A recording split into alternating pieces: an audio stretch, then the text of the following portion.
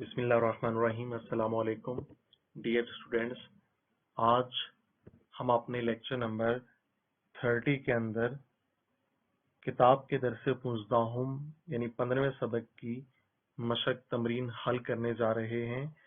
اور جیسے آپ پچھلے سبق میں یہ جان چکے ہیں کہ سبق کا نام دوستی نادان ہے، جو کہ ایک نظم تھی اور اس کے شاعر تھے مولانا جلال الدین رومی۔ اگر آپ نے سبق کے الفاظ معنی کو یاد کرتے ہوئے سبق کو اچھی طرح سے یاد کیا ہے تو یقیناً یہ مشق آپ کو پہلے سے آتی ہے، ذرا بھی آپ کے لیے مشکل نہیں ہے۔ شروع کرتے ہیں مشق کو۔ پرسش کا حل۔ سوال نمبر 1 ہے، اژدہائی خرسرا چے می کرد۔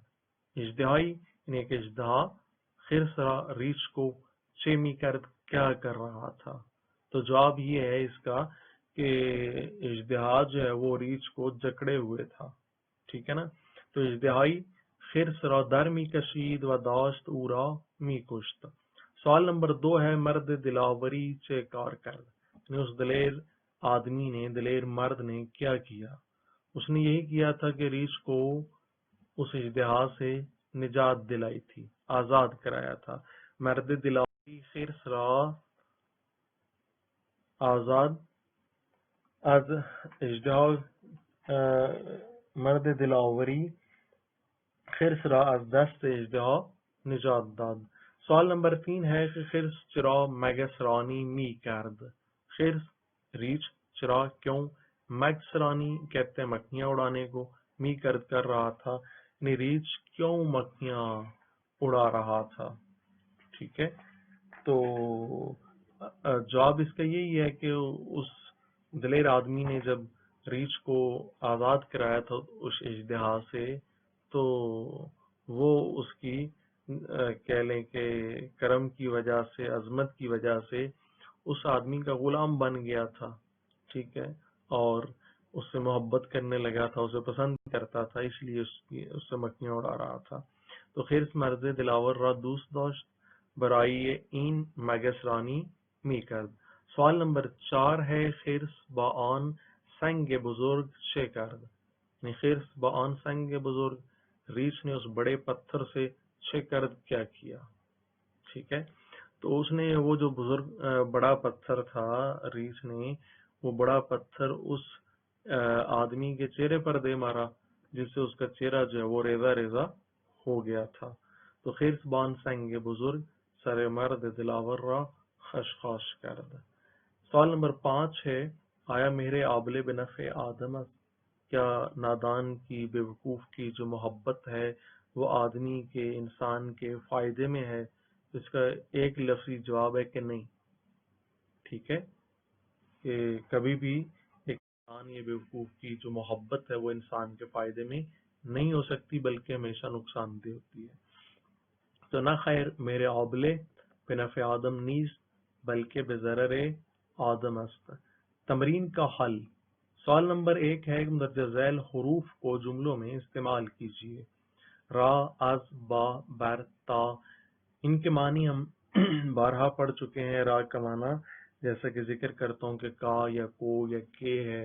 از کا معنی سے ہوتا ہے عام طور پر، با کا معنی ساتھ، بر کا معنی پر، تا کا معنی تک۔ تو یہ آپ نے ان سے جملے بنانے ہیں۔ پہلا جملہ ہے را سے، کہ جاوید اکرم را زد، جاوید نے اکرم کو مارا۔ اور دوسرا جملہ ہے از سے، کہ از ملتان تا لاہور 5 ساعت فاصلے است، ملتان سے لاہور تک 5 گھنٹے کا فاصلہ ہے۔ اور تیسرا ہے با، من با پدرم بے بازار رفتم، کہ میں اپنے باپ کے ساتھ بازار کیا۔ اور چوتھا ہے بر، کتاب بر میز است، کتاب میز پر ہے۔ اور پانچواں ہے تا، ما از مدرسہ تا میدان دویدیم، ہم سکول سے میدان تک دوڑے۔ اب اس جملے کو اگر آپ دیکھیں تو یہ آپ دونوں جگہ لکھ سکتے ہیں، از کی جگہ پہ بھی اس میں از بھی آیا ہوا ہے، اور تا کی جگہ پہ بھی آپ اس جملے کو لکھ سکتے ہیں۔ اب ہم آتے ہیں سوال نمبر دو کی جانب۔ شاعری میں وزن کی مجبوری کے تحت بعض اوقات کچھ لفظوں کو مختصر کر دیا جاتا ہے، یعنی شارٹ کرتے ہیں، یہ عمل تخفیف کہلاتا ہے، اور جن لفظوں کو مختصر کیا جائے انہیں مخفف کہتے ہیں۔ اس سبق میں سے ایسے الفاظ کی نشاندہی کیجیے۔ جواب: مخفف الفاظ جیسے وز، نمبر 1 پر کیا ہے؟ وز، وا اور زے، یہ اصل میں وا اور از ہے، دو لفظ تھے، تو از کو بھی شارٹ کر کے الف ہٹا دی، صرف زے لکھا اس نے۔ اور اسی طرح سے نمبر 2 پہ دیکھیں زو، یہ زے اور واو ہے، زے سے پہلے بھی الف تھی یعنی یہ از تھا، اور واو سے پہلے بھی الف تھی یہ او تھا، از او کا مخفف ہے۔ اور زان جو ہے یہ زے بیسیکلی وہی از ہے، اور آن الف مد، الف کے اوپر مد آتی ہے، از آن کا مخفف ہے۔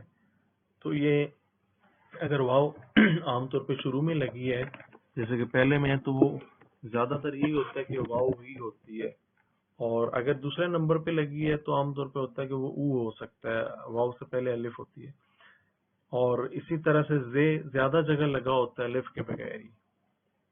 سوال نمبر 3 ہے کہ یہ اشعار کس صنف سخن میں لکھے گئے ہیں؟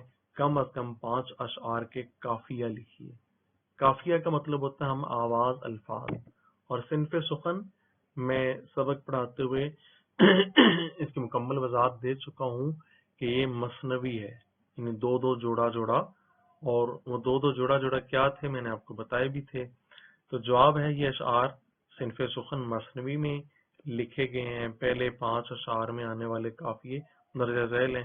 قافیے یعنی آخری ہر لائن کے آخری الفاظ آپ لکھ دیں۔ کشید رسید جیسے تھا پہلے شعر میں، دوسرے میں وارحید بے دید، اور تیسرے میں زار بار، چوتھے میں خستگی دل بستگی تھا، اور 5ویں میں مگس پاس، یہ 2 الفاظ تھے۔ اور آخر میں ہم آتے ہیں آخری حصے کی جانب جو کہ ہماری تمرین، یعنی سبق جو ہمارا تھا دوستی نادان 15واں سبق، اس کی مشق کا آخری حصہ ہے معروضی سوالات کا۔ اور پہلا سوال ہے اجتہاد جکڑ رہا تھا یا جکڑے ہوئے تھا کس چیز کو؟ تو جواب ہے ریچھ کو۔ تو جیم جز ہمارا جواب درست ہے۔ سوال نمبر 2 ہے ریچھ محبت کی وجہ سے بہادر آدمی کا کیا بن بیٹھا؟ کیا بن بیٹھا تھا؟ جواب ہے بے جز چوکیدار۔ اور سوال نمبر 3 ہے منظوم داستان دوستی نادان کس مثنوی سے لی گئی ہے؟ منظوم داستان، منظوم کا معنی ہے نظم، داستان کا معنی ہے قصہ، یعنی کہ نظم کی شکل میں جو قصہ ہے دوستی نادان جس کا نام ہے، یہ کس مثنوی سے لی گئی ہے؟ تو اس مثنوی کا نام تھا مثنوی معنوی۔ تو دال جز جواب ہے۔ ہم سبق کے اندر پڑھ چکے ہیں، پچھلے لیکچر میں آپ کو میں یہ بتا چکا ہوں کہ کتاب کا نام ہے مثنوی معنوی، تو دال جز اس کا جواب ہے۔ سوال نمبر 4 ہے دوستی نادان کا شاعر ہے، تو دوستی نادان کا شاعر کون تھا؟ تو جواب تھا مولانا جلال الدین رومی۔ تو شارٹ مولانا رومی بھی ٹھیک ہے، الف جز اس کا جواب بنتا ہے۔ اور سوال نمبر 5 آخری سوال یہ ہے کہ ریچھ نے بہادر شخص کے چہرے پر کیا دے مارا؟ تو جواب ہے پتھر، بے جز۔ تو امید کرتا ہوں کہ انشاءاللہ آپ سبق کو اور اس کی مشق کو اچھی طرح سے یاد کریں گے، اور آج ہمارا اسی کے ساتھ یہ ہے کہ 15 لیکچر ہمارے یعنی آدھا کورس مکمل ہو جاتا ہے۔ 15 اسباق ہم نے پڑھ لیے ہیں، ٹوٹل کتاب کے اندر جو اسباق ہیں وہ 30 ہیں، باقی آدھا کورس ہمارا پیچھے رہ گیا ہے۔ تو امید کرتا ہوں کہ انشاءاللہ آپ نے پہلے اس آدھے کورس کو انتہائی اچھی طرح سے یاد کر لیا ہوگا۔ اس سبق کو یاد کرنے کے بعد آپ 50% یعنی 50% کتاب یعنی پڑھ چکے ہیں، اس کو اچھی طرح سے یاد کر چکے ہیں، اور امتحان اگر لیا جائے تو یقیناً آپ کے لیے مشکل نہیں ہوگا، آپ بآسانی اسے دہرا کے اچھی طرح سے تیار کر سکتے ہیں، اور جہاں کہیں مشکل ہو وہ آپ رابطہ کر کے پوچھ سکتے ہیں۔ تو انشاءاللہ نیکسٹ جو ہمارا لیکچر ہوگا لیکچر نمبر 31، اس کے اندر ہم کتاب سیکنڈ ایئر فارسی کا 16واں سبق آپ سے شیئر کریں گے، شروع کریں گے، وہ ہم پڑھیں گے، اور 16ویں سبق کا نام ہے گل ہائیے گلستان سعدی، گلستان سعدی کے پھول، جسے لکھا ہے سعدی شیرازی نے۔ انشاءاللہ ہم وہ سبق پڑھیں گے۔ امید کرتا ہوں کہ انشاءاللہ آپ پوری محنت جذبے سے کام لیں گے اور ان تمام اسباق کو دہرائیں گے اور اچھی طرح سے یاد کریں گے، ریپیٹ کریں گے یہاں تک اللہ رب العزت آپ کو محنت کرنے کی توفیق عطا فرمائے اور آپ کا حامی و ناصر ہو۔ والسلام علیکم، خدا حافظ۔